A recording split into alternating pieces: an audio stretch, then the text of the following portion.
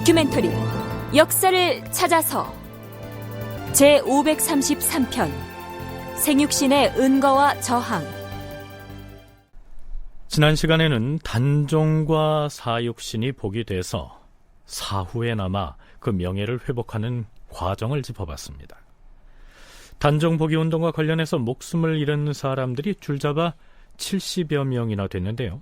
그 중에서도 유독 성삼문, 박팽년, 이계, 하위지, 유성원, 유흥부 등 이 6명만이 사육신이란 호칭으로 후세에 전하게 된 것은 남효온이란 사람이 지은 육신전 때문이다. 이러한 내용도 소개해드렸습니다.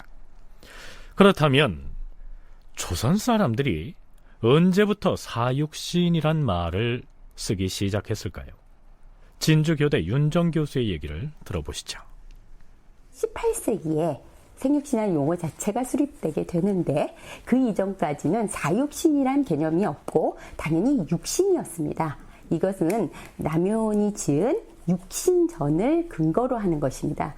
추강 남효온은 단종의 충신으로 선택할 수 있는 6명을 선택해서 아주 짧은 육신전이라는 글을 지은 거죠. 그리고 이것에 대해서 16세기, 17세기 그 단종의 충의를 보여주는 근거의 자료, 원자료가 되곤 했습니다. 그래서 많은 사람들이 그것에 대한 후발들을 나타내고 있고, 이러한 육신전에 근거해서 숙종 17년에 단종의 충신으로서 육신이 복관된 겁니다. 이 때문에 이 육신이라는 개념은 16, 17세기 역사적 산물로서 단종의 충신이다.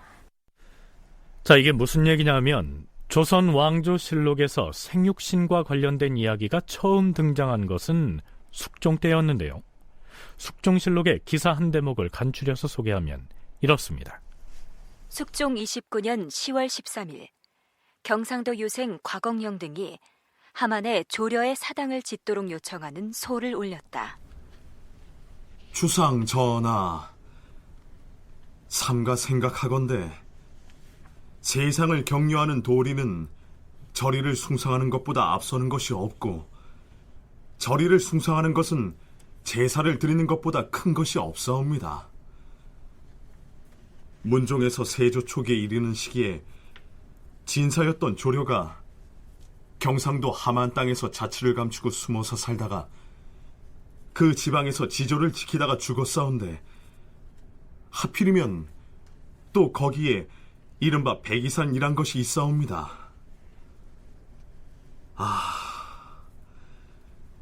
조려의 절개가 백이숙제보다 모자라는 것이 없사옵고, 이 산의 명칭이 우주를 초월하여 서로 부합되므로 마침내 도내의 유학자들이 서로 모의하여 그의 영혼을 편히 모시고 그 절이를 제사 지낼 것을 생각하였사옵니다. 신등이 서로 의논하기를 단종께서 손이하던 날 죽음으로 절개를 온전히 지킨 이로는 성삼문, 박팽년, 이계, 하위지, 유성원, 유흥부 등 육신이 있사옵고, 살아있으면서 의리를 지킨 이로는 원호, 김시습, 이맹전, 성담수, 남효온, 그리고 조려 등 6명이 있사온데, 저 성상문, 박팽년 등 육신은 무덤을 한 곳에 만들고 사당도 한 곳에 만들어 제양을 하고 있사오니, 이 6명도 또한 마땅히 그들의 예에 따라서 모두 제사하도록 해야만 할 것이옵니다.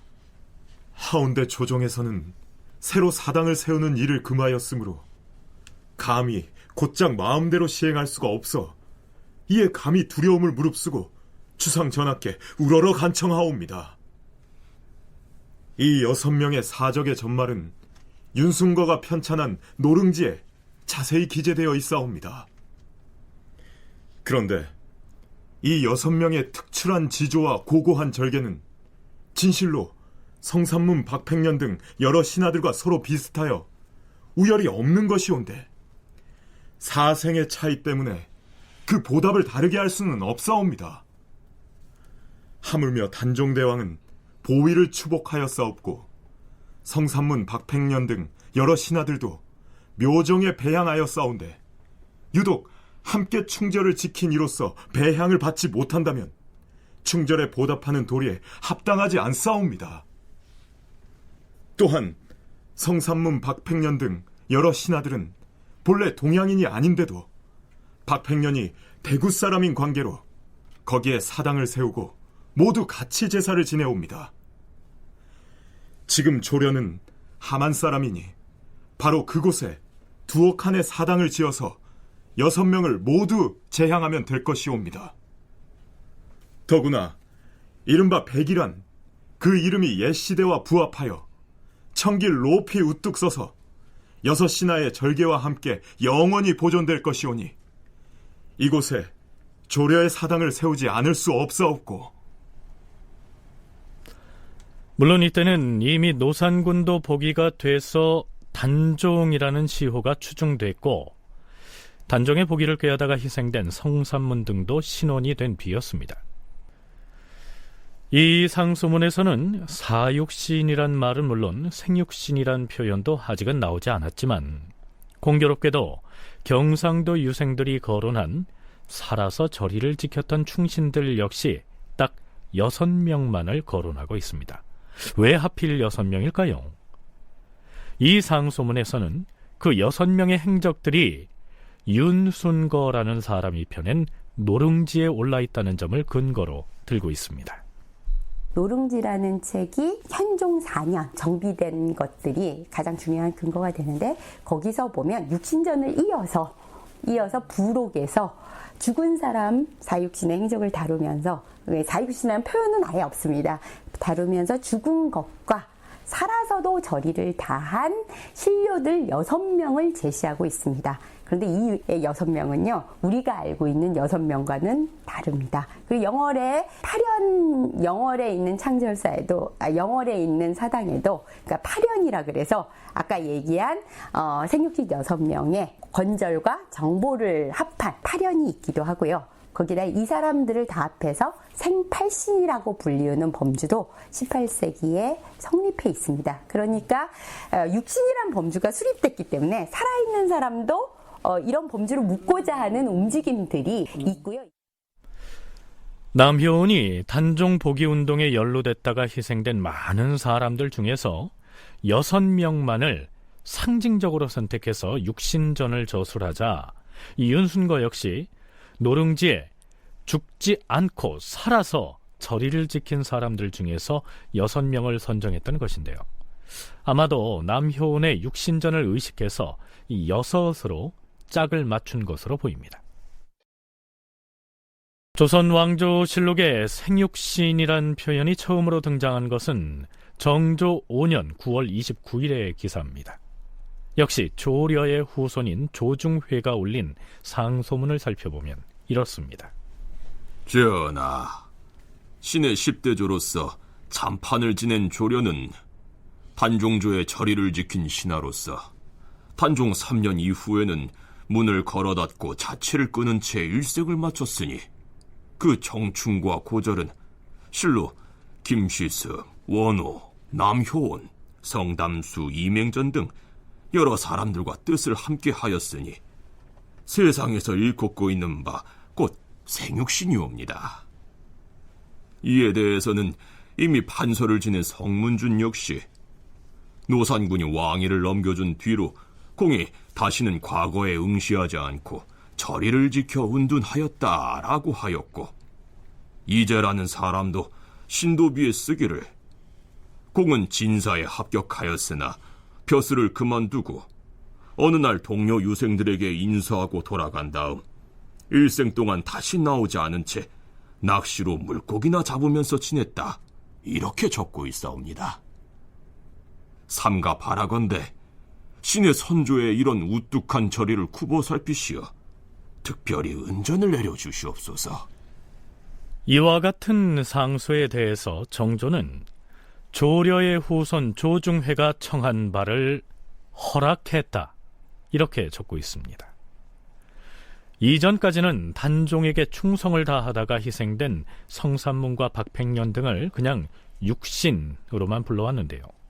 이 시기에 와서 김시습, 남효원, 조려 등 6명을 죽지 않고 살아서 저리를 지킨 여섯이나라는 의미로 생육신이라고 부르기 시작하니까 이들과 구분하기 위해서 성산문 등은 이전까지 불리던 육신이라고 하는 말 앞에다가 죽을 사자를 붙여서 사육신 이렇게 칭하게 된 것입니다. 그러니까요, 이 사육신이란 표현은 생육신이란 말이 생기면서 그렇다면 예전의 여섯신하는 그 일로 죽임을 당했으니까 사육신이라고 하자 이렇게 된 것이죠. 그런데 각각의 행적이 뚜렷하게 역사에 기록된 성산문 등의 사육신에 비해서 생육신의 경우에는 그들의 충절을 증명하기가 좀 애매한 측면이 있지 않을까요? 남효원이 단종에게 충의를 다한 신료들의 전형으로 이제 육신전이라는 걸 지었는데 단종 보기에 관련된 사람들이었죠. 그리고 그 사람들은 실록에서도 어쨌든 6명으로 묶을 것인가 여러 명으로 묶을 것인가 할 수 있지만 어쨌든 행적이 확인이 됩니다. 그에 비해서 우리가 일반적으로 얘기할 때 이 생육신은 살아서 저리를 다한 사람들이죠. 사실은 살아서 저리를 다한 것이 단종이라는 매개 변수를 빼놓고는 서로 내적으로 자 살아서 저리를 하기 위해서 세조 정권을 떠나자 이렇게 할 수도 있는 것도 아니고요. 내적 연계성도 별로 없고 그 다음에 사실은 사실성도 증명하기가 왜냐하면 본인이 진짜 떠났다고 할지라도 세조 정권 하에서 내가 떠났다 이렇게 쓰기는 어려운 것이기 때문에 자, 이게 무슨 얘기냐면 어떤 사람이 세조의 왕위 찬탈에 저항해서 벼슬을 하지 않고 낙향해서 은거함으로써 충절을 지켰다 라고 할 때 본인 스스로 나는 어린 임금을 내쫓고 보위를 찬탈했을 뿐 아니라 상왕의 보기를 기도했던 수많은 신하들을 죽음으로 내몬 지금의 임금 아래에서는 결코 벼슬을 하지 않음으로써 불사이군의 충절을 지킬 것이다. 이렇게 공개적으로 선언하고 나서 낙향을 하거나 혹은 야인으로 떠돌이의 삶을 살았다면 그 사람의 충절은 증명이 되겠지요. 하지만 세조라고 하는 무소불위의 권력자가 국왕의 자리에 앉아있는 그 상황에서 과연 그런 표현을 공개리에 할 수가 있었을까요? 그렇다면 누가 그러한 충절을 가슴속에 품고서 세조에 대해서 무언의 저항을 했는지를 어떻게 알겠느냐? 이러한 문제가 생깁니다. 실록에서 확인되는 건 숙종 28년부터입니다. 조려 가문에서 문제를 제기하면서부터 함안에 있는 부분에서 된 게 확인이 되는데 이 숙종 28년에 이럴 수 있는 건 벌써 숙종 24년이 되면 단종이 복위됐거든요. 복위된 단종에 대해서 충의를 다하는 거는 전혀 가문적인 거나 그 선조에 대한 위험성이 일단 없습니다. 그러니까 생육신이란 개념 자체 혹은 은거한 제신에 대한 개념 자체는 거의 전부 18세기 이후의 역사적 인식에 가깝습니다. 그것에 비해서 이제 좀 상대적으로 형태가 명확한 것은 이제 김시습이나 남효운과 같은 인물이라서 단종도 복위가 되고 단종 복위를 꾀하다가 죽은 성산문과 박팽년 등도 모두 신원이 돼서 명예가 회복되고 나자 그렇다면 비록 목숨은 바치지 않았지만 세조 치하에서 벼슬을 마다하고 은거함으로써 이 절의를 지킨 우리의 조상 역시 그 충절을 인정받아야 한다. 이러한 논의가 생겨나기 시작했겠죠. 그러므로 윤정 교수가 언급한 대로 생육신이란 세조 치하에서 벼슬길을 팽개치고 은거했던 여러 신하들, 즉 은거제신을 일컫는데 그것은 단종이 복위하고 난 뒤인 18세기 사람들의 인식을 기준으로 선정된 것이다. 이렇게 이해하면 될 것 같습니다. 김영도는 자신의 논문 난언과 은거, 세조 정권에 저항하는 대항기역의 형성에서 생육신의 추승 과정을 이렇게 정리해 놨습니다. 숙종 29년에 경상도 유생 곽월련 등은 원호, 김시습, 이맹전, 성담수, 남효운, 조려 등 6명을 함안에 있는 조려의 사당에 제향하는 것을 허가받고자 하였다. 이때는 생육신이라는 말을 사용하지는 않았지만 이들을 의식적으로 묶어서 육신과 대비시키려는 의도를 가지고 있었다. 이후 조려의 후손들은 자신들의 선조를 생육신의 한 사람이라고 칭하였다. 정조는 생육신을 하나의 범주로 인식하고 이들 모두에게 시호를 사여하는 동시에 이조 판서를 추증함으로써 사육신에 준하는 일체성을 확정하였다. 한편 생육신의 형성 과정에서 이름이 빠진 정보와 권저를 포함한 8명은 파련이라 불렸다. 하만의 서산서원에 재앙한 사람들이 하나로 묶여서 생육신이 되었다면 파련은 영조 8년에 영월의 파련사가 성립되면서 또 하나의 범주로 묶인 것이다. 그러니까 세조 때의 절의를 지킨 충신으로서 생육신만을 기억할 게 아니라 거기에 정보와 권절 두 사람을 더한 파련도 함께 기억해야 하겠죠. 자, 그렇다면 생육신으로 일컬어지고 있는 사람들 중에서 가장 잘 알려진 대표적인 인물이지요. 김시습이 어떤 사람이었는지를 살펴보겠습니다. 김시습에 대한 설화 형식의 기록들은 여러 군데에서 발견되는데요. 공통점이라면 그가 타고난 천재였다는 점입니다. 율곡 이의의 율곡집 등을 보면 이 김시습이 어린 시절에 얼마나 총명했는지를 알 수 있는데요. 그 내용은 이렇습니다. 공은 난지 8달 만에 능히 글을 알았다. 일가 할아버지인 최치훈이 이름을 시습이라 지어주었다. 3살 때는 시를 지었다. 이것이 무엇이냐? 네가 이 시를 지었다는 말이냐? 예, 딸이 소인이 집 앞에 있는 복사꽃과 버도나무를 보고 시를 지었사옵니다. 참으로 신통한 일이로다. 그래, 대체 네 나이가 몇 살이냐? 3살이옵니다, 날이. 3살짜리가 시를 짓다니. 이것을 정녕 네가 지었단 말이냐? 그래, 어떤 시인지 한번 보자. 자, 홍유록 삼월모라. 이것이 무슨 뜻인고? 예, 복사꽃은 붉고 버들은 푸르니 3월이 저물었구나. 그런 뜻이옵니다. 이럴 수가. 그럼 어디? 네 유모가 지금 마루에서 맷돌로 보리를 갈고 있는데 저 모습을 보고 시를 지어 읊을 수 있겠느냐? 3살짜리 아이에게 그게 어디 가당키나 한 일인가? 제가 시를 다 지었사옵니다. 그래? 어디 읊어보아라. 무, 뇌성하, 초동, 황운편. 풀이를 하면 비는 안 오는데 우레소리는 어느 곳에서 울리는고, 누런 구름이 조각조각 사방으로 흩어지는구나.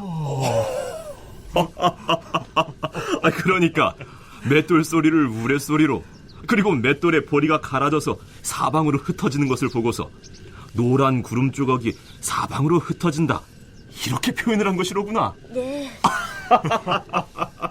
과연 신동이라고. 자, 김시습이 3살 때에 과연 이런 시를 지었는지는 믿기가 어렵습니다. 그러나 이 외에도 비슷한 내용의 이야기들이 이어집니다. 김시습은 5살에 대학을 통달하고 능히 글을 지어 보이니 신동이라는 소문이 널리 퍼졌다. 한 번은 나이든 퇴역관리가 김시습에게 자신은 이미 늙어서 은퇴했으니 늙을 노자를 넣어서 시를 지어보라 하였다. 그러자 시습이 곧바로 대답하였다. 노목개화 신불로 이렇게 지었사옵니다.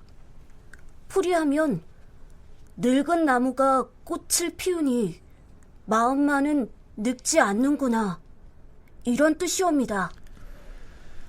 자, 이러한 김시습에 대한 소문은 대궐에까지 알려지게 되는데요.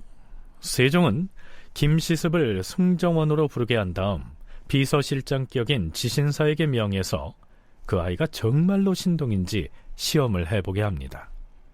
그런데 아닌 게 아니라 5살짜리 김시습은 이 놀라운 장문 능력을 거침없이 드러내 보입니다. 그런데요, 당시 임금이었던 세종은 이렇게 명합니다. 내가 그 아이를 만나보고 싶기는 하나 임금이 5살짜리 아이를 불러 만났다는 말이 알려지면 남들이 해괴하게 여길까봐 두렵구나. 그리고 그 아이가 사람들의 입길에 우러내리는 것이 아이에게도 도움이 되지 않을 것이니 드러내지 말고 아이를 교양시키도록 하라. 나이가 장성하고 학업이 성취되길 기다려 과인이 장차 크게 쓸 것이다. 아이에게 비단 쉼피를 선물로 내릴 것이다. 그런데 세종이 내린 이 비단 선물을 어린아이가 실로 풀어서 집에까지 가져갔다는 이 과장된 이야기가 전하기도 합니다. 이후로 김시습에 대한 명성이 온 나라에 진동하여 그는 이름 대신에 5살이라는 별명으로 불리었다. 자, 그럼 그 5살짜리 천재 아이는 세종의 바람대로 학업을 성취한 뒤에 나랏일에 크게 쓰였을까요? 그러기에는 그가 만난 세상이 너무나도 험난했습니다. 김시습은 더욱 원대한 학업에 힘썼다. 김시습은 단종 때 삼각산에서 글을 읽고 있었는데 단종이 내쫓겼다는 소식을 듣고는 곧 문을 닫고 통곡하며 책을 불사르고 발광하여 뒷간에 빠졌다가 도망쳐서 중이 되어 절에 의탁하였다. 그 현실을 보는 인식이 상당히 날카롭고 예리하고, 그 다음에 그 당시 사람들이 볼 때는 좀 광인, 좀 이상한 사람, 뭐 속된 표현으로 뭐 미친 사람이라고까지 표현했던 분이 이제 이런 분인데, 율곡 이이 같은 분은 그 김시습을 백세 승인이라고 할 정도까지 상당히 추앙을 하지요. 거의 뭐 천재성을 발휘하는 사람이라고 볼 수 있고, 세종이 직접 이제 보시고 뭐 시도 이렇게 같이 문답을 했고, 상을 뭐 야사에 나오는 얘기지만 상을 떡 이제 비단을 줬는데 어린 나이 아이에게 가져가 봐라 그랬더니 누구도 상상하지 못했던 놀라운 그 기질을 발휘했던 게 비단을 풀어서 묶어서 질질 끌고 가니까 그 많던 비단이 우리가 생각할 때 이제 묶어져 있는 걸 멜 수가 없는 아이인데 그걸 비단과 비단을 묶어가지고 끌고 가더라. 청운대학교 김경수 교수의 얘기를 들어봤습니다. 세조의 왕위 찬탈 이후로 김시습은 기행을 일삼고 광인처럼 좌충우돌, 방탕하는 나날을 보냅니다. 조선 초기부터 17세기 중반까지의 이름난 신하 407명에 대해서 적은 명신록에는 김시습의 고민과 방탕의 모습들이 잘 나타나 있습니다. 김시습은 시대를 슬퍼하고 세속을 분개하여 방랑을 일삼았다. 국내 산천을 두루 돌아다니며 경치 좋은 곳을 만나면 거기 머물렀다. 유람을 하면서 슬피 울고 혹은 노래하면서 세월을 보냈다. 총명한 것이 남보다 뛰어나 누구의 가르침도 받기를 거부하였고 온갖 서적을 빠짐없이 관통하여 누가 무엇을 물어오면 대담에 막힘이 없었다. 그는 세상을 도피하여 마음은 유하게 두고 행적은 또한 불교 쪽이어서 세상 사람들이 해괴히 여길까봐 짐짓 미친 태도를 취하여 실상을 숨기려 하였다.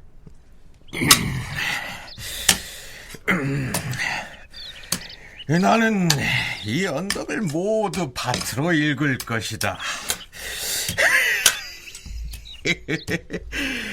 나한테 글을 배우러 온 너희 유생들은 글 공부를 하기 전에 괭이 들고 나가서 저 야산을 모두 파고 돌 치우는 일부터 해야 할 것이야. 노역이 힘들어 못 견디겠거든. 붙잡지 않을 터이니 썩 꺼지거라. 그는 수락정사에 들어가 살면서 돌을 닦았다. 유생을 보면 공자맹자를 설파했으나 입으로는 불교를 말하지 않았다. 그는 미친 듯이 무엇인가를 읊조리면서 한 세상을 조롱하였다. 비록 사찰에 들어가서 세상을 도피하였으나 불교의 법을 받들지 않았으므로 세상에서는 미친 중으로 지목하였다. 그는 거리를 지나다가 한 군데를 응시하며 붓 박힌 듯 서 있기도 하고 기이한 행동을 거침없이 하기도 하였다. 오줌이 마려운데 이에서 소변이나 봐야겠다.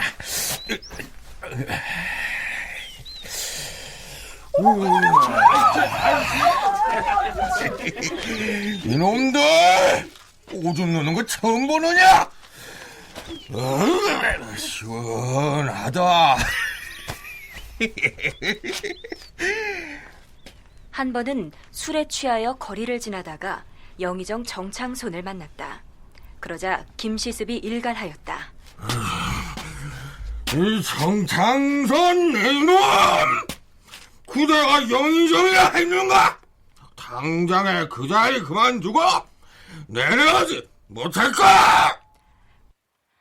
정창손은 짐짓 못 들은 척 지나갔으나 이를 보고 김시습과 교유하던 사람들이 두려워서 모두 소식을 끊고 그와 왕래하지 않았다. 그러나 그는 상관하지 않고 거리에 불량한 사람들과 어울리며 놀고 취하여 바보처럼 웃었다. 그가 좋아하는 사람은 정은, 홍유손, 남효온 등이었다. 여기에서 거론되는 남효온은 뒷날에 육신전을 지은 그 사람입니다. 이 김시습이 남효온보다 20살 가까이나 더 많은데도 불구하고 일찍이 이 두 사람이 친교를 맺었다는 대목이 이채롭지요. 그리고 앞에서 소개한 일화 중에서 김시습이 영의정 정창손에게 영의정을 당장 그만두고 내려오라고 고함을 치는 장면이 있지요. 근데 이 정창손이 모른 척 외면했다는 내용이 나오는데요. 이 사람이 누군지 기억하시겠습니까? 사육신 사건 때 성삼문과 박팽년 등을 배신하고 세조에게 달려가서 단종 복위 음모를 고자질했던 사람이 김질이었는데요. 그때 함께 가서 고발한 사람이 바로 김질의 장인인 정창손이었습니다. 그 공로로 그는 영의정의 자리에 올랐는데 김시습이 술에 취해서 그에게 그만두라고 고함을 내지는 것이지요. 그때는 특히 단종에 관한 이야기나 단종 복위를 꾀하다가 죽은 성삼문 등에 대한 이야기는 입에 올리기만 해도 목숨이 날아가는 판이었는데요. 좌충우돌하면서 그러한 언동을 일삼았음에도 이 김시습은 어떻게 무사할 수가 있었을까요?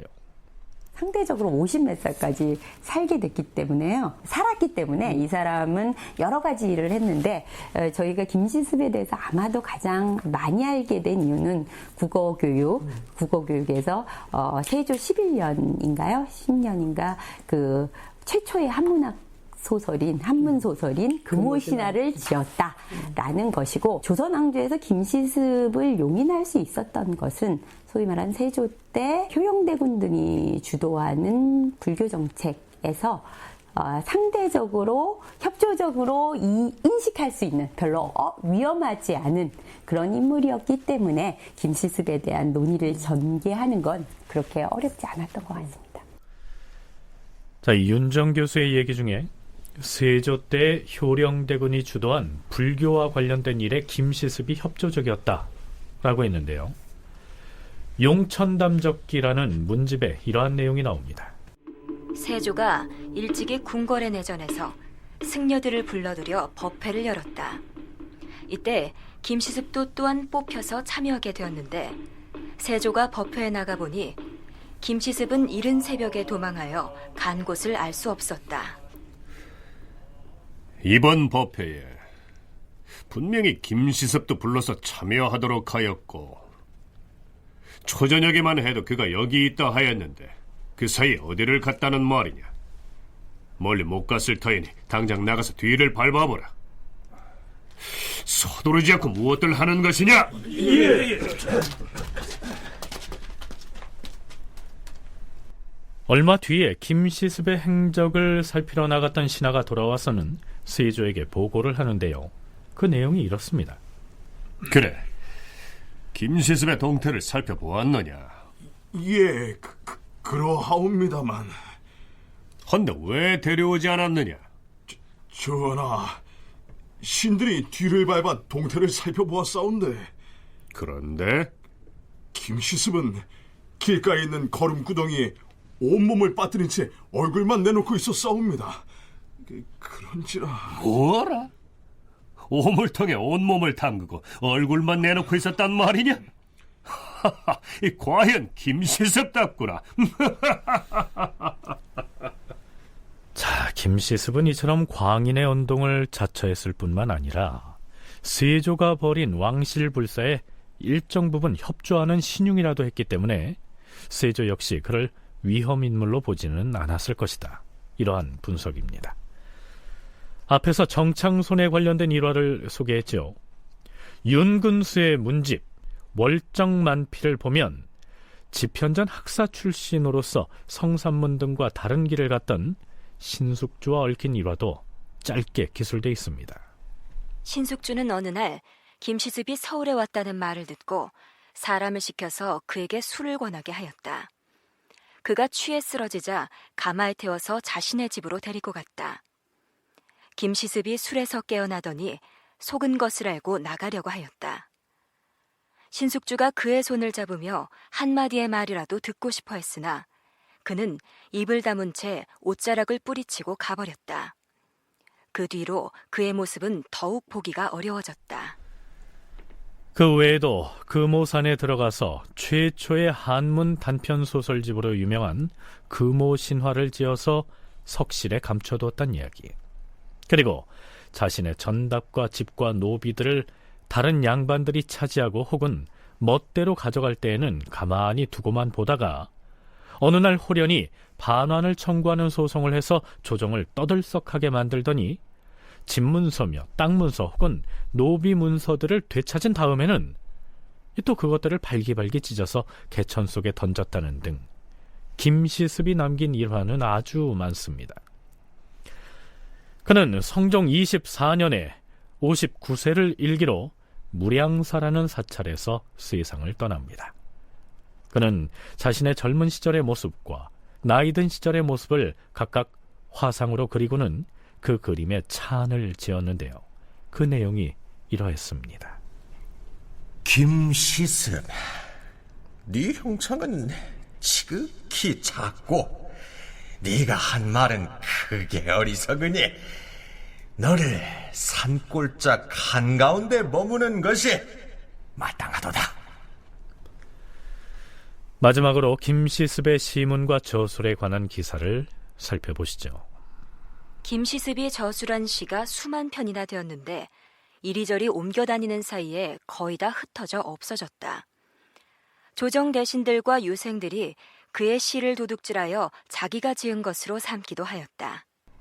이렇듯 김시습의 세조치세의 벼슬을 마다하고 저항했던 행적들이 비교적 소상하게 남아있었으니 생육신으로 추승되기에는 부족함이 없었고요. 더군다나 율곡 이이가 김시습에 관한 이야기를 김시습전이란 이름으로 찬술함으로써 그에 대한 후대의 평가에 큰 영향을 미쳤던 것입니다.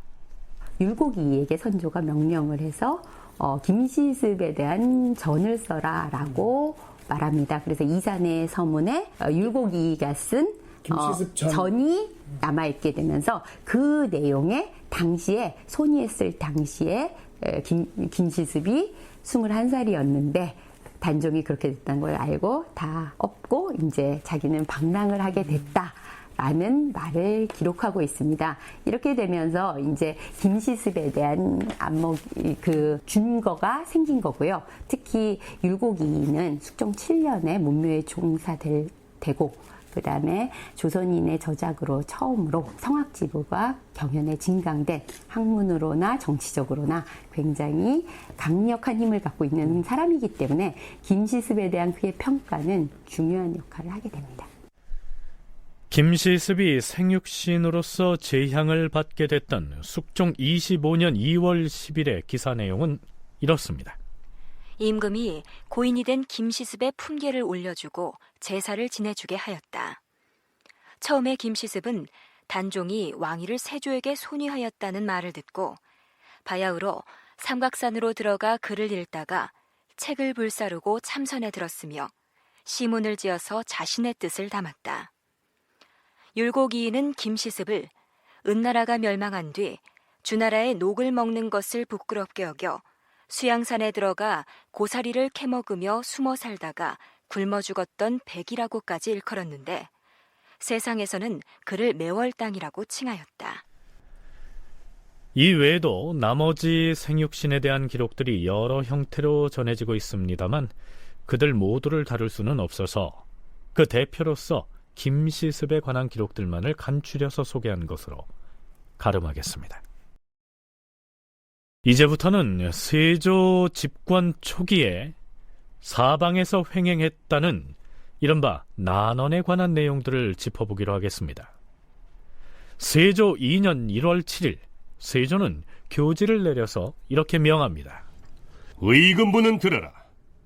충청도 해미에 사는 우음금이라는 산호가 난언을 하였다 하니 그 자를 당장 잡아다 추국하고 그 결과를 아뢰도록 하라.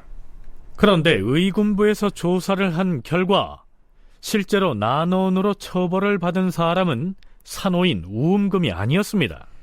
주상 전하, 충청도 해미에 가서 난언 사건을 조사해보니 실제로 난언을 했던 자는 그 산호가 아니라 선군이었사옵니다.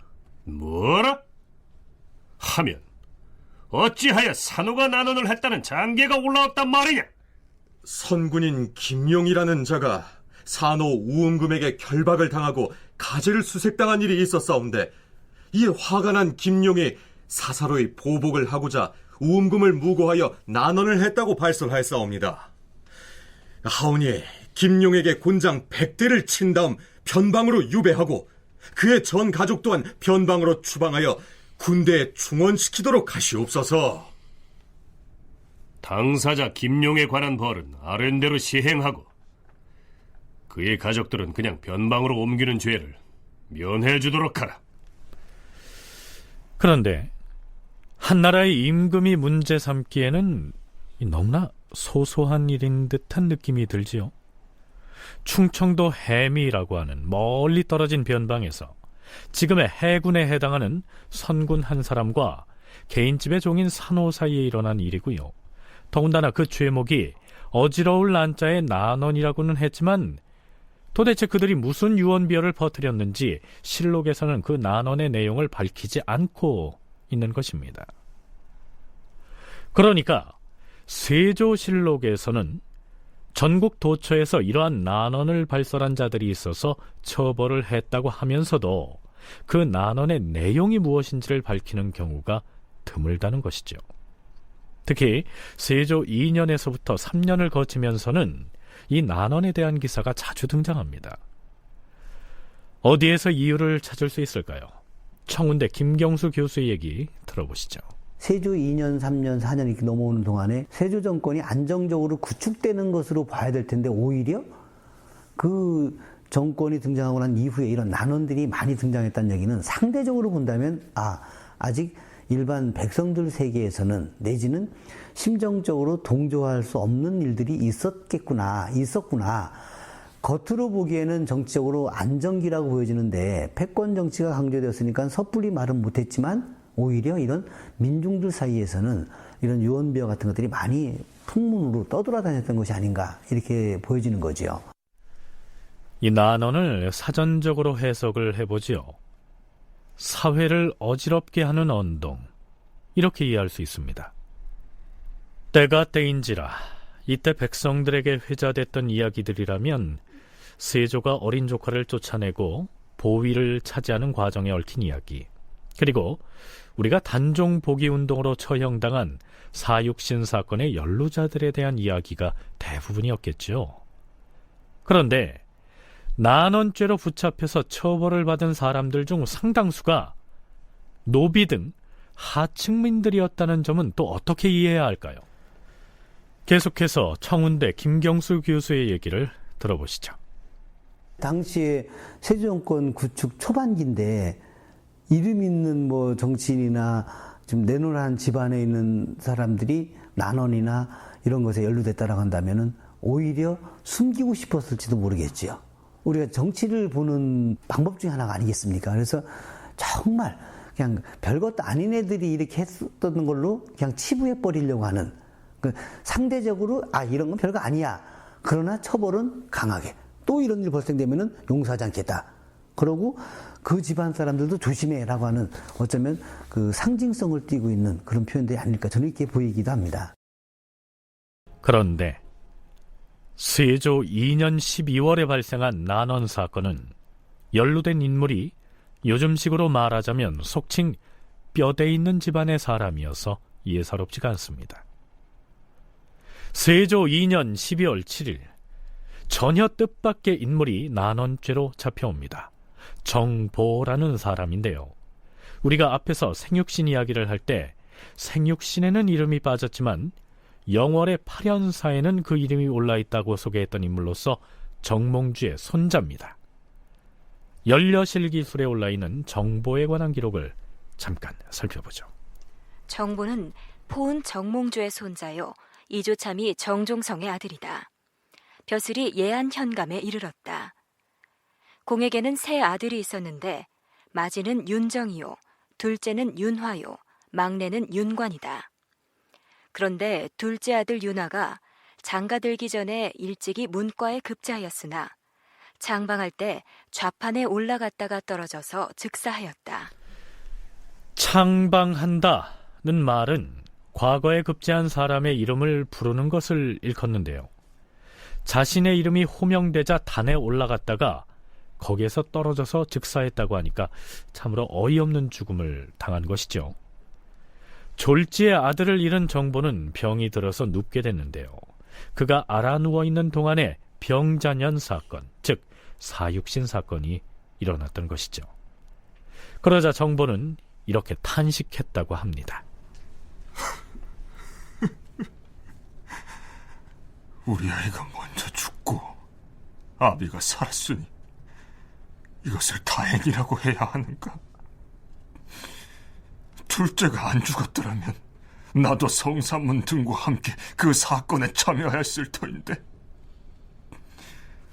아들 때문에 살았으니 이것을 기뻐해야 하는 것인가?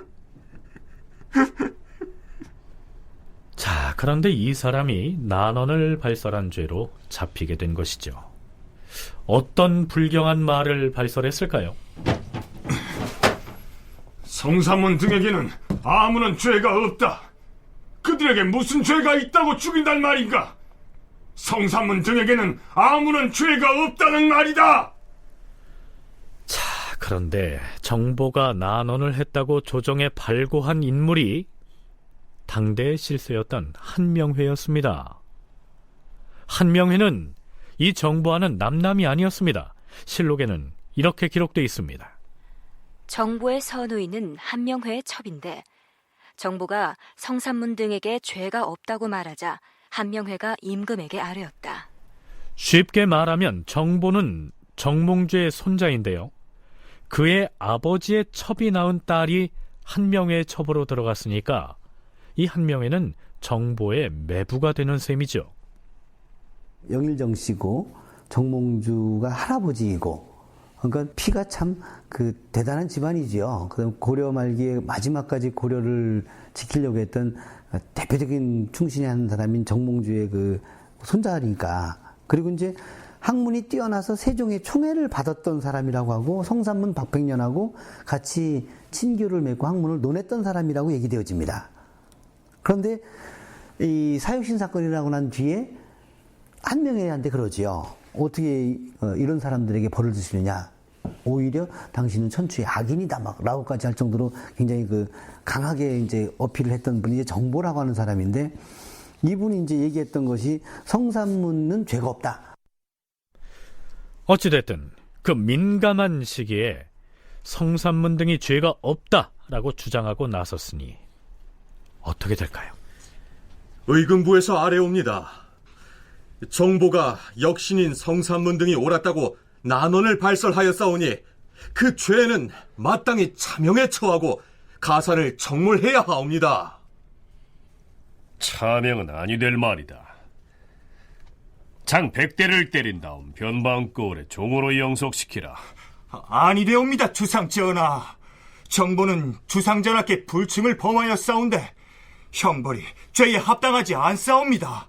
죄가 크더라도 사람을 살릴 수 있는 것을 보고도 죽이라고 하는 것은 불가하다. 정보는 간사한 역당을 두둔하였사오니 청컨대 그의 목을 베도록 하시옵소서. 죽일 수는 없으니 정보를 변방고을로 보내어서 종으로 삼고 호조에서는 정부의 가산을 정몰하여 그가 살던 집은 윤사은에게 주고 자수궁에 있는 별장은 죽은 좌의정 이사철의 아내에게 내려주도록 하라. 이렇게 처리가 됩니다. 정보라고 하는 사람이 가진 현실인식은 성산문 박팽년하고 같이 참여는 못했지만 그들과 현실인식은 같았다고 보는 거지요. 그러니까 이제 세조의 그 오른팔 왼팔이었던 신숙주나 한명회하고는 정치를, 전국을 보는 방향이 다른 방향에 있었고, 한명회가 오히려 그 뭐 인척 관계를 얘기해드리는데 난원죄를 일으켰다고 해서 사형을 요구를 하죠, 정보를. 그런데 이제 세조는 오히려 그 정몽주의 그 후손이고 차명까지는 하지만 형벌 하나를 감해줘라 이렇게 이제 얘기를 하는데, 이분이 가지고 있는 그 생각, 이거는 분명히 당시로 본다면 세조 정권하고는 같은 생각을 하지 않았던 사람. 자, 물론 하루아침에 가산을 정몰당하고 노비의 신분으로 외방으로 쫓겨나게 됐으니까 말 한마디 잘못한 것 치고는 과중한 처벌이다라고 할 수 있겠습니다만, 그 당시 성산문 등의 무죄를 주장하는 것은 반역으로 다스릴 수도 있었을 텐데, 그나마 차명을 면한 것은 이 정보라는 사람이 정몽주의 직계 후손이기 때문에 가능했을 것이다. 이렇게 분석할 수가 있겠죠. 은거한 신하로 형적이 확인되는 사람입니다. 그런 무죄를 말했는데도 상대적으로 가산을 정몰당하는 수준에서 성산문 등의 무죄를 말하는 아주 그 당시로는 강력한 얘기를 했음에도 불구하고 가산을 정몰당하고 귀양을 가는 수준에서 끝날 수밖에 없었던 건 정몽주의 인척 수준이 아니라 손자라는 거죠. 근데 이 정몽주에 대해서는 태종 원년에 영의정 부사로 증직을 했고, 세종 때 정몽주와 길제를 충신도에 넣어서 고려의 충의를 다한 사람으로 표장을 해서 그의 아들, 그의 손자를 나이가 들었을 때 우대했었죠.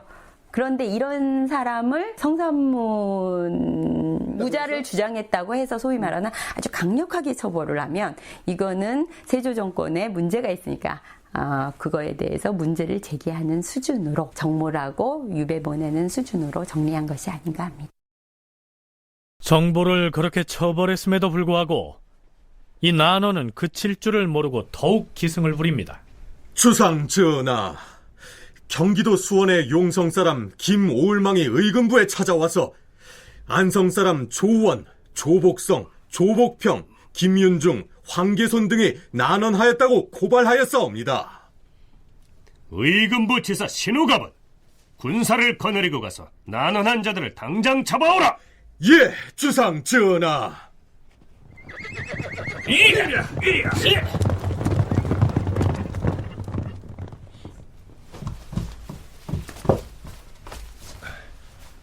주상 전하, 경상도 비안에 사는 이맹덕이라는 사람이 찾아와 고하기를 고을 사람 중에 변중로, 변희손, 변론둥과 주유현이란 자가 난원을 했다고 하였사옵니다. 그 자들도 잡아다가 의금부에 가두고 추국하라. 전하, 또한 안성 사람 장인손이 고하기를 고을에 사는 이규성과 송계은 등이 난원을 했다고 하였사옵니다. 의금부 군사를 다 풀어서라도 난원을 한 자들을 모두 잡아오라고 하지 않았느냐? 자, 모두 가서 포박해오라. 자, 이렇게 되다 보니 의금부의 감옥에는 전국 각지에서 난원죄로 잡혀온 죄수들이 넘쳐난 데다 그 죄를 규명하는 일도 쉽지 않아서 골칫거리가 됐던 모양입니다. 의금부는 들어라. 난원한 죄수 가운데 수능의 사건에 관계된 사람들은 그 정적이 이미 드러났으니 가볍게 의논할 수가 없으나 그 나머지 죄수들은 만약 죄가 가볍다면 빨리 파전을 내려서 감옥에 가두어두고 오래 지체하지 않도록 하라. 세조의 왕권이 정립이 되기 위해서는 세조의 후계 구도가 어떻게 될 것인가 라는 점이 중요합니다. 세조가 즉위한 것은 어린 군주로 신하들이 잘못하고 그랬기 때문에 강력한 왕권을 시행하기 위해서 왕실을 위해서 세조가 즉위한 건데, 그렇다면 당연히 생각하기에 단적이 이제 나이가 크면 그거를 다시 받을 수도 있는 것이고, 특히 이것은 현실적으로 고려시대 때는 그 몽고 간섭기에 소위 말하는 중조 현상이라 그래서 충렬왕과 충선왕이 왔다 갔다 하기도 하고, 그리고 그 시기는 별로 먼 시기가 아니었다는 거죠. 그렇게 보면 세조의 다음 때의 후계 구도가 어떻게 될 것이냐라는 것에 대한 확실한 처리가 필요합니다. 윤정 교수의 이야기 중에 고려 때 중조 현상이라는 말이 나왔습니다. 충렬왕과 충선왕 사이에 일단 왕위에서 물러났다가 물러난 임금이 다시 왕위에 오르고 했던 상황들을 일컫지요. 게다가 이때는 아직 단종이 죽지 않고 살아있었기 때문에 충렬왕 시기의 고려처럼 일단 물러나 있는 단종을 다시 왕위에 올리려고 하는 세력이 나타날 수도 있기 때문에 세조로서는 그 대목이 신경 쓰이지 않을 수가 없었다, 이러한 얘기입니다. 더군다나 바로 이때 세조의 아들인 세자가 사망하면서 상황은 더욱더 꼬여만 갑니다. 세조의 고민은 무엇이었냐면요, 세종이 만들어낸 후계 구도, 문종, 단종으로의 구도를 힘으로 엎었기 때문에 많은 사람들에게 세조 이후의 구도도 힘으로 엎을 수 있는 구도가 형성된다면 이건 굉장히 어려운 일이죠. 이것을 하려면 일단 그러한 논의 자체를 단종으로 복귀되거나 이럴 수 있는 구조들을 막아야 하는데, 당연히 많은 사람들은 그렇게 생각할 수 있는 구조가 존재합니다. 그런 논의를 하는 것 자체를 다 난원으로 처벌하게 되는 거고요. 특히 3년에서 4년에 걸쳐서 난원으로 처벌받는 경우가 많은데, 이거는 상황이었던 그 단종이 영월로 3년 6월 22일 날 떠납니다. 근데 더 세조 정권을 당혹해 한 건 3개월 있다가 3개월이 못 돼서 세조의 장자였던 의경세자가 사망합니다.